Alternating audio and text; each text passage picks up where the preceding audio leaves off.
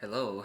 So, as of this recording, the Denver Nuggets had just beaten the Sacramento Kings and have now found themselves tied for second place in the Western Conference. They have a record of 8-2, and although this victory might not sound impressive on paper, to me, when I watched this game, I left feeling very impressed about their state, and overall, I felt like this win spoke to the overall dominance that Denver had culminated over the beginning of this season. Because compared to the two teams' first matchup, this recent game felt much more competitive, much more feisty. You could sense that it was going to be a lot harder to achieve a victory, and eventually Denver did attain that result. And there were multiple factors that resulted into this, whether it was Jamal Murray, who caught fire early in the first and fourth quarters, Aaron Gordon, who continues to be one of the most reliable third options out there. The bench had some great spurts as they occasionally do, which imagine saying that about last year's Nuggets squads.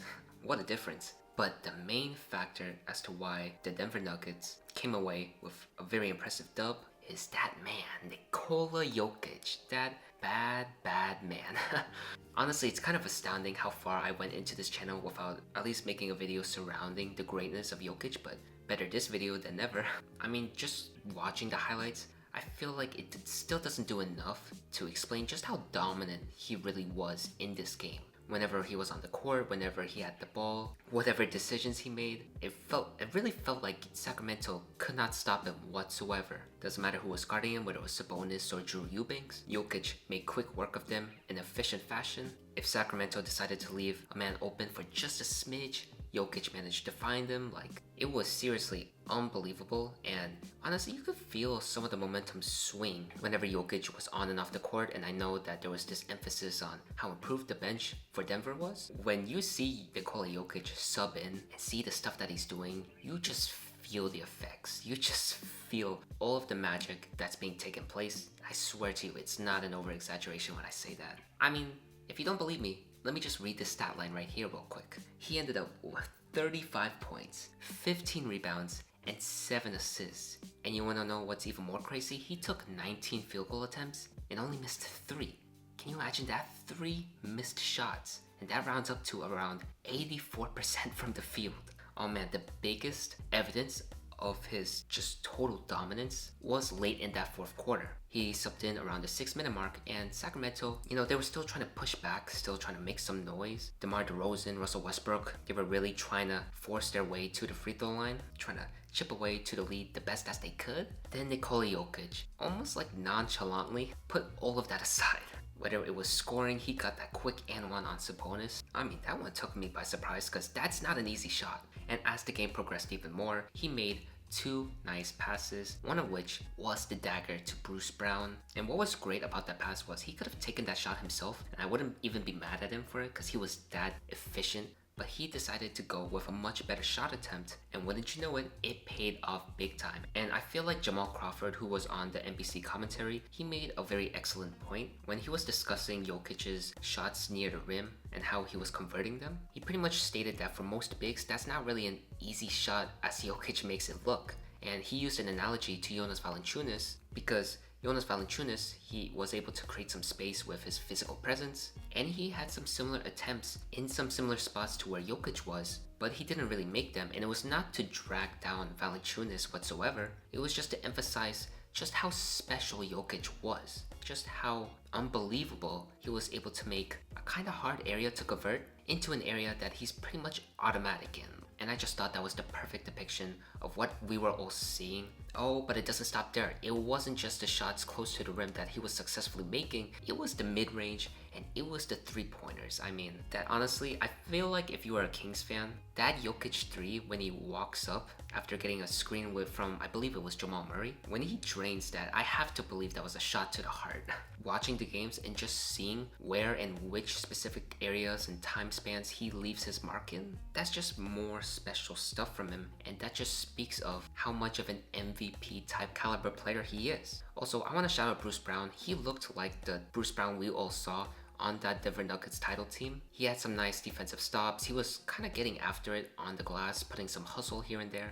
And he essentially took over for Cam Johnson down the line, down in that fourth quarter. And seeing this game, even though it was just one game, it still was very reassuring to witness because I wouldn't say he dropped off, but Brown's production did dip ever since he left the Nuggets in free agency. That was kind of one of my concerns, just how different he might look than what we've seen when he won the title with them. But judging from this game alone, it doesn't seem that different. So I haven't really watched every Nuggets game and I'm not sure how consistent he has been, but this is definitely a nice one, definitely beneficial for him, could be a confidence booster. And what's actually kind of scary about this Nuggets team is that they're doing all of this winning with the fact that Cam Johnson is being very inefficient from the field. You know, it's one thing to be 8-2 and have Cam Johnson, look like his Brooklyn self, shoot 40% on threes. It's one thing for that hypothetical scenario to occur, but to me, it's another thing to still be 8-2, second in a loaded Western Conference, while Cam Johnson is having some of the worst shooting splits in his career. Like, I feel like that's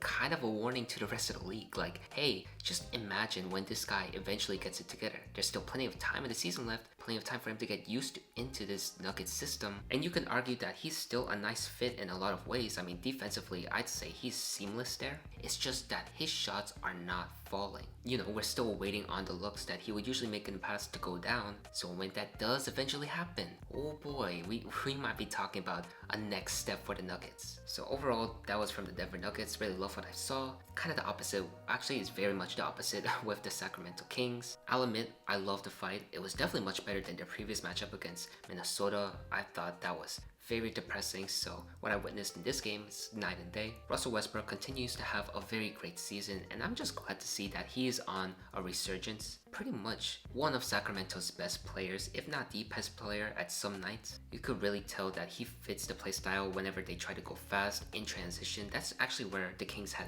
most of their success. He was always initiating that, and the Nuggets kind of had a hard time keeping up. A very intriguing statistic that happened before the fourth quarter started was that Sacramento's bench had 41 points while Denver's only had 14. So definitely Westbrook and Eubanks were a big part of that, but despite Russell's efforts in trying to will Sacramento to a victory, it wasn't enough, and honestly there's a lot left to be desired. I mean, first off, the fact that a player who's by this recording is actually 37, so happy birthday to Russell Westbrook. The fact that a 37-year-old player has to will you to victory, that's actually kind of concerning, and I'm not trying to knock on Russ. I feel like what he's doing as of this moment doesn't really get appreciated enough. But when you talk about the personnel that you have guys like Sabonis, LaVine, DeRozan, you expect them to be the ones leading the charge, but that almost never is really the case. You will always see them put up numbers. LaVine seems to be really efficient to start off the season, but it's never really enough to take them over the hump. I mean, as we've seen with their record right now,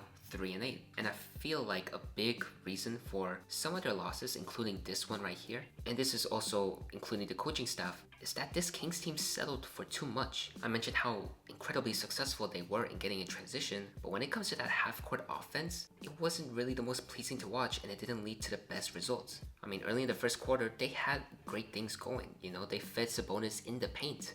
They were able to combat Denver's early offense with their early offense, but then they decided to settle for some reason. And I wouldn't be this disappointed and stress it enough if the three-point shooters that were left open were quality three-point shooters. But it's just not the case. I mean, when we talk about who took the threes or who took some of the highest amount of threes on this team, you have DeMar DeRozan taking 6 3-point attempts, only making 2. Russell Westbrook taking 7 3-point attempts, only making 1.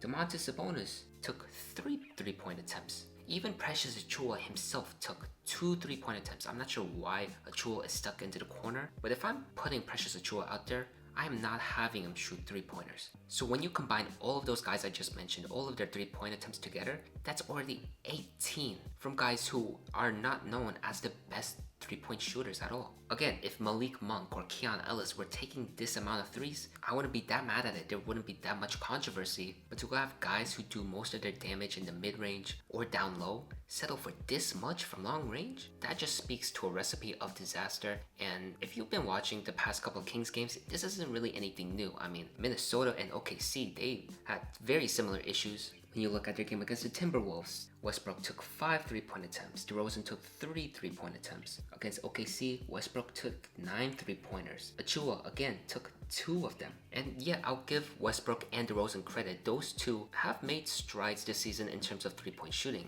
DeRozan in the corner 3, it's honestly not a bad option. But the reason why I bring up these amount of numbers, these amount of 3-point attempts that they took, that fits well into the defensive schemes. Like, defenders are willing to let those guys take those amount of numbers all night long. And in the past couple of games, even though DeRozan and Westbrook made a lot of those three-point attempts, I just believe it doesn't lead to two great things. One of them being you're not really fitting your offense around your best guy's strengths. Let's say Doug Christie proposes to me, the league is adjusting to these three-pointers. I mean, when you think about what modern basketball has a lot of success from, it's from these long-range bombs. You see players all across the league getting those three-point attempts up, and I will counter that I get that, but if I'm the defender and I see DeMar DeRozan taking a corner three, I would very much prefer that than a fadeaway midi two. If I see Sabonis at the top of the key preparing himself to shoot, I would essentially think that this was a very successful trip. We took away the potential dribble handoffs, we took away the potential possibility of Sabonis being the roller in the pick and roll, pushing our big guy out of the way once he receives the ball. Like, those are more effective looks than a 30% three-point shooter shooting a three. And I feel like that's what Doug Christie and his coaching staff is providing a lot of their opponents with. And the second factor is the percentages aren't always going to be this sustainable. And also there might be a little bit possibility of Westbrook and DeRozan thinking that, oh, their shooting has improved so much, so we have to keep taking them, even though the analytics might not go that way. Credit to the guys working on their shot, trying to keep on improving and help their team by any means. But there's eventually going to be nights like tonight where the numbers aren't going to be around 40% and instead they're going to be 1 for 7 or 2 of 6. Like, at that point, you're just chucking and not really going to the bread and butter. And it's kind of tough. I don't really blame Christie for implementing this. I mean, it's just a roster construction. It's not that great. But I will criticize Christie a lot more on his Keon Ellis decisions as of late. I thought we were past this Keon Ellis dilemma. I mean, when he wasn't getting that much PT and Coach Mike Brown eventually got the boot out of Sacramento, part of the Kings' second half regular season resurgence was due to Keon Ellis getting way more PT. And then we transitioned to this season and it feels like we're going back to the old ways. Now, I get it, Keon Ellis has a huge fouling problem. However, a lot of these games in Sacramento required defensive need.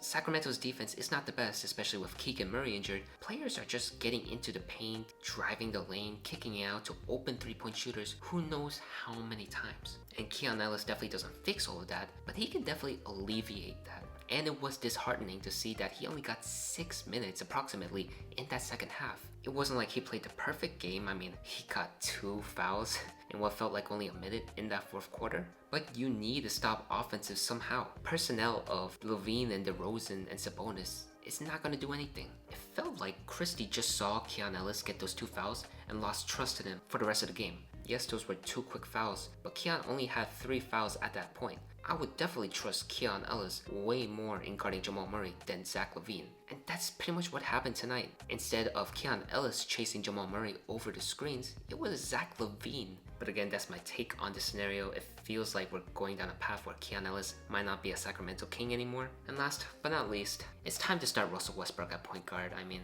no offense to Dennis Schroder, but it's been really rough. He's already had a couple games where he put up zeros, and I know if you're Scott Perry in the GM office, this is not really the scenario you were hoping for when you did the sign and trade with Schroder. And speaking on that, that's kind of the reason why the scenario of Westbrook starting might be not that feasible, because man, that Schroder contract is enormous for what it's worth, I guess. And now that I think about it, this decision shouldn't be solely resorted to just Schroder and the point guard position. I mean, I feel like when you talk about players in reserve spots being more impactful than the starters, it has happened in more cases than you think. I mean, for example, in this game, there was only one lineup rotation in which I felt the most confident in Sacramento, and that lineup was full of Russell Westbrook, Malik Monk, Keon Ellis, Nick Clifford, and Drew Eubanks. Now, granted, during this short brief time, which was at the end of the third quarter, there was no Aaron Gordon to combat this lineup. Instead, it was Peyton Watson at the power forward spot.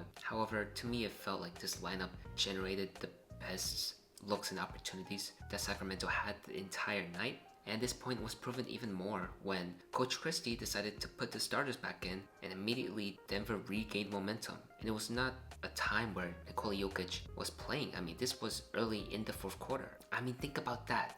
The Sacramento Kings starting lineup struggled with the Denver Nuggets bench. So again, with who deserves to be in the starting rotation, I feel like that's an issue that deserves to have a lot more thought, but only time will tell. We'll see if Coach Christie will stick to his ways for now. Definitely, without a doubt, changes have to be made. But yeah, overall, This was a very entertaining game to witness, especially for Nikola Jokic's performance. I'm very grateful for that. But yeah, overall, those are my thoughts and takeaways. Thank you so much for watching. What are your thoughts and takeaways of Denver's dominance, Sacramento struggling, whatever it might be? Let me know in the comments down below, and I'll see you next time.